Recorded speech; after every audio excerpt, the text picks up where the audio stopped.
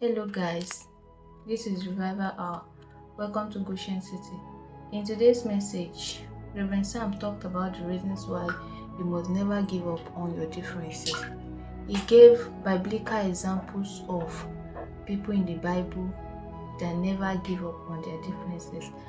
He also mentioned that your difference is your unique identity and your God-given identity. He also taught us how to embrace your uniqueness with confidence and how your difference can become your greatest strength in life. Don't forget to like, share and subscribe to this video. Thank you. Kindly stay tuned. Don't allow what you're going through to make you give up on who you are. You are unique. You are different. And here's the problem. Nobody's ever told you the reason they treated you the way they treated you. Come close. Let me talk to you. Come close. The reason they treated you the way they treated you. The reason they treated Joseph the way they treated Joseph was because they were not used to handling people who are different. Don't forget that the 10 of them were all the same. Judah gave up his identity to blend in. Simeon gave up who he was to blend into the 10. Everybody in the 10, among the 10, they all gave up the different prophetic destinies on their lives to be the same. Are you seeing what's going on here? The reason they can't stand you is because they are the same. You are different. The battles will be over if you choose to give up your difference and blend. You get what I'm saying? You just get that now. Why me? Why me? Because they are the same. You are different. You are different. That's why when it was coming, they say there cometh the dreamer. What that simply means is that all of us here have no dreams. And later we got to see that because we were never told at any time that any of Joseph's brothers had any significant dream until they all died. So it was a company of dreamless men, visionless men, purposeless men. Little wonder they were still under their father's covering at old age, because they were visionless, they were dreamless, they were goalless human beings. So they looked at their brother, they said, here cometh the dreamer. You see, that's what makes him stand out, and that's why they fought him. That's why they said, look, let's throw him into the pit and see what becomes of his dream. You see, that's dream. We don't have a dream. He has a dream. It's a reason for the battle. If he will just stop dreaming, we will all be brothers.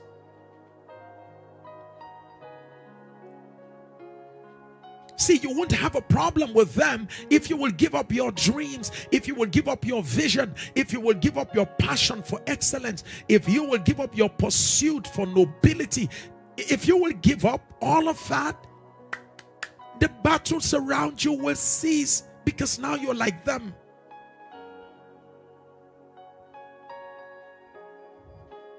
But I refuse to give up my difference. I refuse to give up my difference. Normal is overrated. Different is divine. Normal is overrated. Different is what we consider to be divine. You were not created to conform. You were not created to imitate anybody. You were not created to disappear into the crowd. You were created to stand out, to transform, to illuminate anywhere you find yourself in, to reveal the glory of God. You are not a copy. Keep that in mind. That's something you're going to find. That's something you're going to find in my book here. I said that over and over again. You are not a copy. You are a kingdom original. Always keep that in your mind. Heaven is never apologized for your difference. God is never sorry for making you different. If God isn't sorry and God has never apologized to anybody for making you different, why would you ever apologize to anybody for being made different? You didn't make yourself different. Let the one who made you different apologize. But if he is not apologized, nobody's going to get an apology from you from today onwards. Manufacturers apologize to customers. Products don't apologize. You've never seen your car telling you, ma'am, I'm very sorry for the way I function, the way I move. I'm very sorry, ma'am. You've never seen your car apologize. Your television never apologizes. Your car doesn't apologize. Your phone doesn't apologize for functioning the way it functions. If there's anybody that needs to apologize, it's the manufacturer. And if God hasn't apologized to anybody about you yet, if God isn't sorry for making you the way he made you, your design, you owe nobody any kind of apology. Your difference will come with tension. Your difference will come with tensions.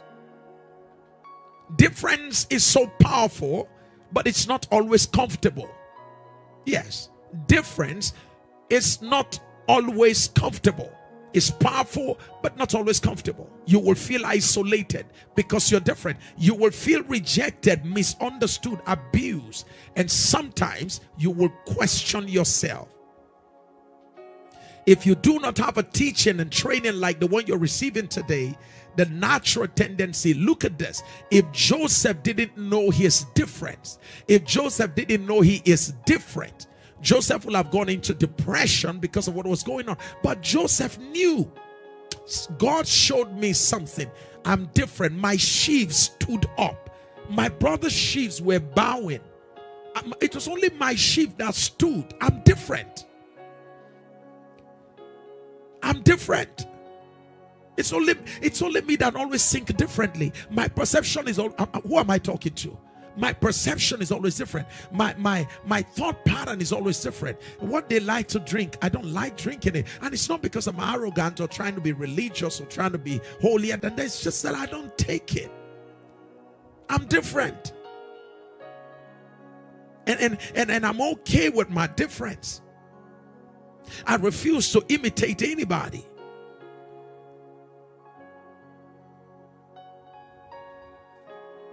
Oh, this is going to get good, I tell you.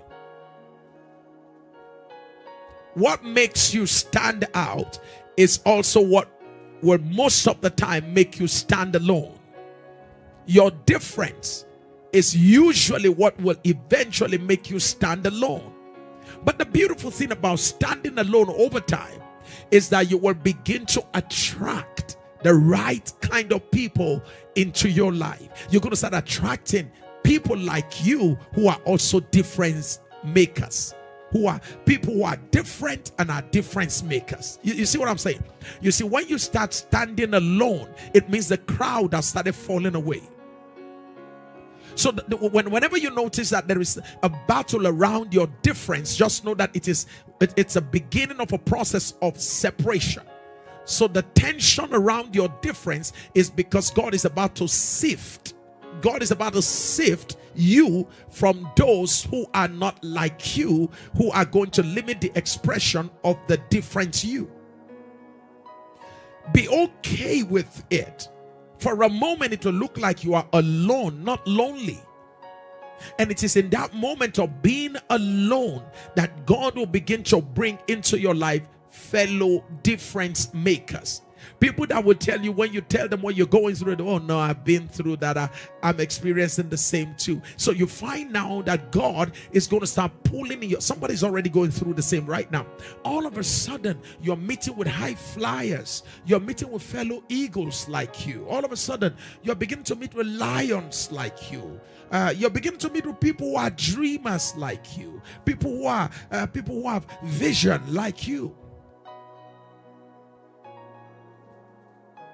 Talk to me if I'm talking to you. This is so powerful, Because you see, it's at that moment of being alone, if you're not careful, because of your difference, because your sheaf is standing up. Remember when Joseph saw his sheaf standing, others were bowing, because sameness has limited all of them. Joseph could have, at that time, out of the need for social conformity, Joseph would have just looked around and said, look, everybody's bowing, let me also bow. No, he maintained his own posture, he maintained his own difference, and refused to blend. Don't, out of sympathy, give up your identity. Don't, out of sympathy, give up your identity. Woo! Sharia kote. Is somebody getting this now? Don't, never do that. Never do that. Don't out of sympathy give up your own identity. I see you saying, I'm the one you're talking to, sir. What makes you stand out will most of the time make you stand alone. Joseph was different through dreams. It provoked jealousy and attracted betrayal and the rest of that. But his difference, look up. I want to share something with you. Don't miss this. I know you're writing. Are you aware that the same people who attacked Joseph's difference were preserved by his difference? It took years to later realize they were wrong. But what if Joseph had given up? He said the reason why you must never give up on your difference, because the people attacking your difference today will come and shelter under your difference tomorrow. If you will embrace your difference, the same people attacking your difference today will come to benefit from your difference. Celebrate your difference. They were preserved. The same man whose difference they attacked was the man who eventually preserved all of them.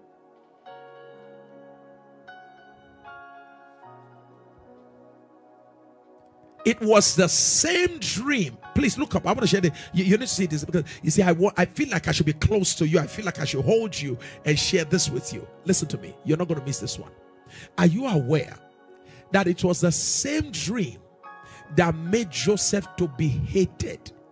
It was that same dream that eventually made him to be needed.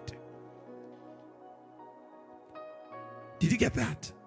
The same dream that made him to be hated by his brothers, that was a dream that eventually played out, that made Joseph to become the needed one. The same difference that was hated, the same difference that was attacked, was the difference that eventually was embraced and honored. When they realized it was Joseph, the Bible says they were not told to bow down, they bowed down before Joseph. Don't give up on your difference. Don't give up on your difference. Daniel had the same. Daniel had an excellent spirit that made him different.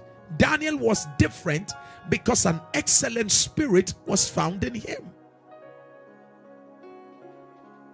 In Babylon, he refused to compromise. Whilst others blended into Babylon, whilst so many Jewish people took on Babylonian culture, whilst everybody was bowing, and it seems like they were getting jobs in Babylon because they had compromised. Many were getting contracts in Babylon because they had already compromised. Now Daniel said, look, I'm not going to do that.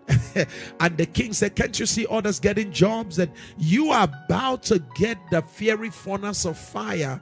Your friends, all of you are going to be thrown, 3 of them, they will be thrown into the fiery furnace of fire. And if you also, Daniel, maintain your stand, you will be fed to the lion. And he said, no. I'm going to stay in the place of my consecration. I will stay disciplined. I will stay focused. I will maintain my difference. And eventually, watch this. The same king who said, I'm going to throw you into this, I threw you into the lions den. The same king who threw them, watch this, the same king who threw the 3 Hebrew boys into the fiery furnace of fire, brought them out and honored them. Daniel, whose difference was criticized, attacked, punished, he found himself in the lion's den. That same Daniel was brought out. Guess what Daniel became in the same country? He became a vice president. In fact, the most sought after vice president. I'm trying to let you know that your difference will get you in trouble, but there's a prophecy over your difference. If you will hold on to your difference in the midst of trouble, your difference will eventually bring you out. The God of your difference will bring you out.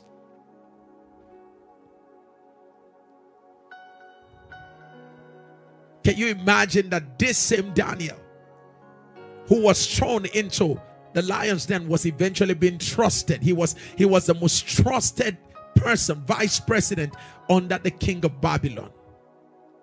The king requested that the entire nation honor the same man whose difference they attacked. The king said everybody should bow before the God of Daniel, because he chose to be different. Heaven defended him. If you will hold on to your difference, if you will maintain the integrity of your difference, it will outlive seasons, battles, it will outlive attacks, criticism, it will outlive scandals thrown at you. If you will hold on to the integrity of your difference, it will cause you to outlive systems, struggles, seasons, attacks, and the rest of them. My time is up. Oh my goodness. Wow, what a moment. Tell me, I'm sure today's been a blessing to you. We're out of time, but we're not out of words. We need to close right now. If you've not gotten a copy of Just Different, go get it right now. This is a book that came from the very heart of God to help his children maintain their difference in this crooked world. The world is doing everything to suck you in the workplace, in the marketplace, in communities, even in families. There is a battle to ensure that you give up your difference so that you can lose your future. Because there is no future for anyone who has lost his difference. There is no future. There is no destiny waiting for someone who has already lost what we call his or her own sense of difference. Because difference is the pointer to your destiny. So it is very critical that you hold on to your difference. I love you so much. And I want to pray for you right now. Father, I thank you for everyone watching me who has been under attack and has been tempted. You're watching me right now. You'll be feeling like giving up on your difference. You're tired of holding on in the fight. You feel everybody's against you and all of that. But now you know that everyone who is fighting against you, eventually, there's a prophecy on ground that they will eventually come looking for your help. As they all attacked Jephthah and told him he was not needed, but eventually they all came to bow before the God of Jephthah, seeking his help. Even so, the ones who are fighting you today will need you tomorrow. I pray that you receive the grace, the fortitude to stand in the fight. In Jesus' mighty name we pray.